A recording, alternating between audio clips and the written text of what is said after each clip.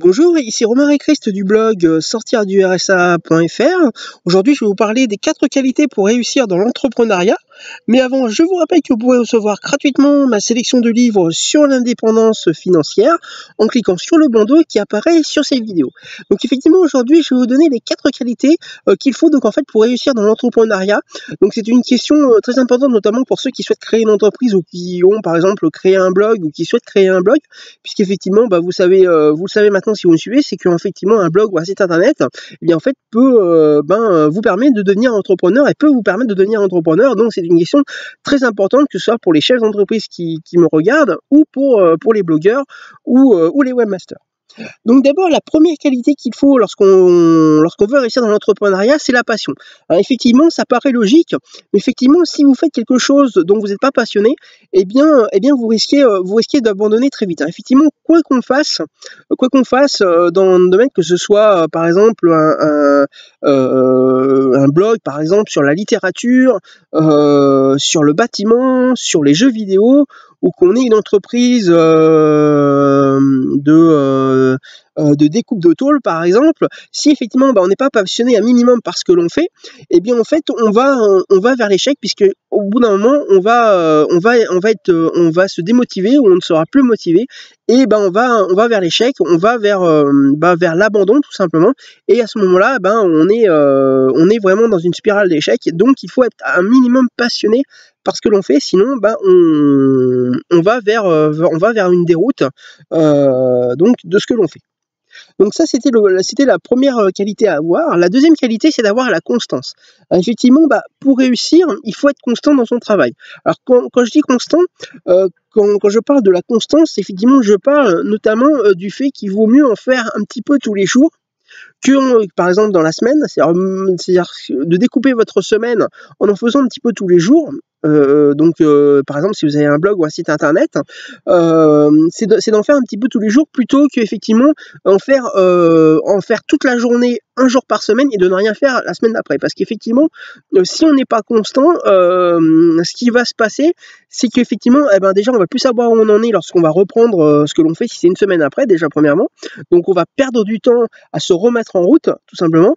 Et ensuite, d'en faire un petit peu tous les jours, ça permet de se dire, en fait, on avance, même si on en fait un petit peu tous les jours, qu'un petit peu tous les jours, en fait, on avance dans ce qu'on fait, on avance dans son travail, et on va vers la réussite que l'on souhaite, un petit peu plus tous les jours. Alors que si on en fait qu'une fois par semaine, en fait, on ne se rend pas compte en fait que l'on avance, et on avance beaucoup moins vite que si on en faisait un petit peu tous les jours. Donc, la chose vraiment très importante lorsqu'on est constant, c'est d'en faire vraiment un petit peu tous les jours, ou bien sûr d'en faire beaucoup tous les jours, mais effectivement il faut savoir faire un petit peu la part des choses.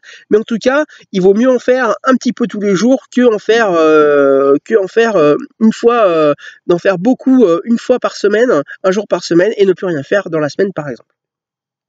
Donc ça, c'était la deuxième qualité. La troisième qualité, c'est l'indépendance. Alors lorsque je parle d'indépendance, je parle en fait de 2 versions de l'indépendance. D'abord, lorsque je parle d'indépendance, je parle de prendre seul les décisions importantes. Effectivement, lorsque vous êtes entrepreneur, lorsque vous êtes un petit entrepreneur, que ce soit avec un blog, un site internet ou une petite entreprise, le plus important, c'est effectivement de prendre les décisions seul. Alors vous allez me dire, des fois c'est pas facile. Oui, c'est pas facile de prendre ces décisions seul, mais si effectivement vous voulez réussir, il faut et avoir le sentiment d'indépendance, il faut prendre les décisions seul, tout simplement, parce qu'après on peut avoir des regrets si on n'est pas d'accord avec la personne qui décide pour vous. Ça peut effectivement engendrer aussi des tensions. Si par exemple vous avez un associé par exemple minoritaire dans une entreprise, ça peut poser des problèmes. Donc si c'est lui qui prend la décision et que c'est pas vous qui êtes l'associé majoritaire, donc voilà. Donc ce qu'il faut, c'est que lorsque vous le pouvez, prenez la décision seule afin de ne pas avoir regret et avoir un sentiment d'indépendance. Ça, c'est la première version de l'indépendance à avoir. Et la deuxième version, c'est aussi vous permettre de savoir se démarquer des autres. Effectivement, en fait, lorsqu'on crée une entreprise qui se démarque légèrement des autres, en fait, on a aussi un sentiment d'indépendance. Parce qu'effectivement, si on fait toujours la même chose que les autres, à ce moment-là, on copie les autres, et en fait, on n'est pas vraiment indépendant. puisqu'en fait, on est un petit peu le mouton par rapport aux autres. Donc effectivement, on n'a pas forcément un sentiment d'indépendance, mais en fait le sentiment d'être un mouton. Donc effectivement, si effectivement vous avez des idées, par exemple, des idées novatrices, eh bien foncez, n'ayez pas de regrets et foncez, ça vous permettra donc d'avoir une indépendance par rapport à votre idée et aussi en fait d'avoir une indépendance financière qui pourra se créer. Donc ça c'est la troisième qualité de l'entrepreneuriat, et donc voici maintenant la quatrième et dernière qualité pour réussir donc en tant qu'entrepreneur, c'est l'intégrité. Effectivement, ceux qui sont les plus loyaux dans l'entrepreneuriat et ceux qui sont aussi les plus légaux, eh bien en fait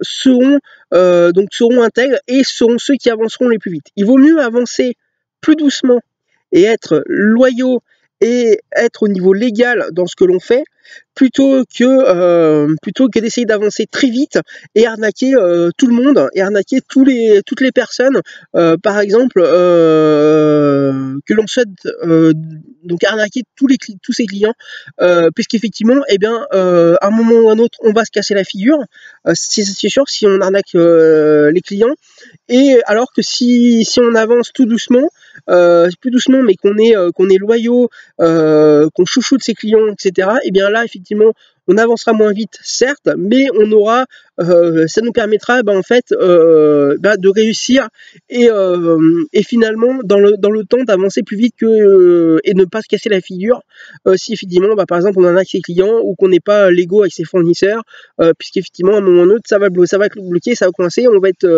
en fait tout simplement la personne va être complètement bloquée et en fait va se faire dépasser par la personne qui sera intègre. Donc effectivement une chose importante c'est l'intégrité, malgré qu'effectivement des fois on souhaite aller plus vite que la musique entre guillemets, mais effectivement l'intégrité permet d'avancer à sa vitesse, mais d'avancer sûrement et de réussir là où on veut aller. Voilà, c'était Romaric Christ du blog sortirdu-rsa.fr.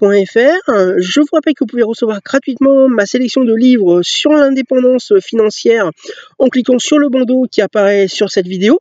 Je vous rappelle également que vous pouvez vous abonner à cette chaîne YouTube en cliquant sur le bouton s'abonner qu'il y a en bas à droite de la vidéo. Et je vous rappelle également que j'ai besoin de votre retour. Donc si vous avez aimé cette vidéo, n'hésitez pas à liker cette vidéo avec le pouce levé qu'il y a en bas à droite de la vidéo et de la partager. Voilà, je vous dis à très bientôt.